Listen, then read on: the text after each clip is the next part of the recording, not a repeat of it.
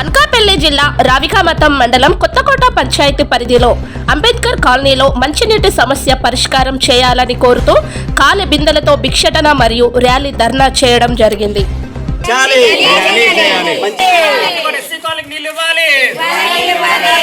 పేరు కార్పొరేట్ శారద అండి. ఎస్సీ కాలనీకి నీళ్ళు లేక గత 8 నెలల నుంచి మేము బాధపడుతున్నామండి. ఎవరిని అడిగినా మాకు పరిష్కార సంస్కారం చేయలేదండి. అసలు గత 7 నెలల నుంచి మాకు నీళ్లు రావటం లేదు. చాలా ఇబ్బందికరంగా ఉంది. తాగడానికి నీళ్ళు లేకుండా ఎటువైపు వెళ్ళినా మాకు నీళ్ళు పరిష్కారం లేదు. ఎన్నో కోట్లు 6 కోట్లు ఖర్చు పెట్టారన్నారు, కానీ మాకు ఒక అవకాశం మాకు ఎన్ని ఇచ్చినా ఎన్ని కంప్లైంట్లు ఇచ్చినా మాకు పరిష్కారం రాలేదు. ఈసారి మాత్రం నీళ్ళు అడుక్కోవాల్సి వస్తుంది.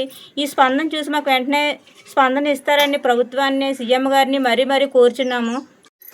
రాష్ట్ర ప్రభుత్వం దళిత కాలనీల్లో ఎన్నో లక్షల కోట్ల రూపాయలు ఖర్చు పెడతా ఉంది. కానీ నిరంతరం కొత్తకోట అంబేద్కర్ కాలనీ, అరుంధతి కాలనీలో నీటి సమస్య అనేది గత 8 నెలల నుంచి ఏర్పడింది.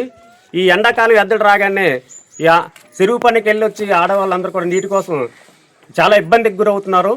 అదేవిధంగా ఇక్కడున్న పంచాయతీ వర్కర్లు కానీ, ఇక్కడున్న మినీ స్టాఫ్ వర్కర్లకు కానీ ఎంత నీరు రిలీజ్ చేస్తున్నారో తెలియని పరిస్థితి, ఎంత నీరు క్యూసెక్కుల నీరు ట్యాంకులు నింపుతున్నారో తెలియని పరిస్థితి, కానీ ఎంత నీరు వృధా అవుతుందో తెలియని పరిస్థితి ఏర్పడిన పరిస్థితి ఉంది. కొత్తకోట మేజర్ పంచాయతీలో లక్షల కోట్లలో ఎస్సీ ఎస్టీ సప్లై అనేది కానీ, ఎస్సీ ఎస్టీ మానిటరీ కమిటీలు కానీ ఎన్నో నిధులు విడుదల చేసినప్పటికీ నాటి నుంచి నేటి వరకు కూడా ఈరోజు నీరు అనేది లేకుండా తీవ్ర ఇబ్బందులు గురవుతున్నారు.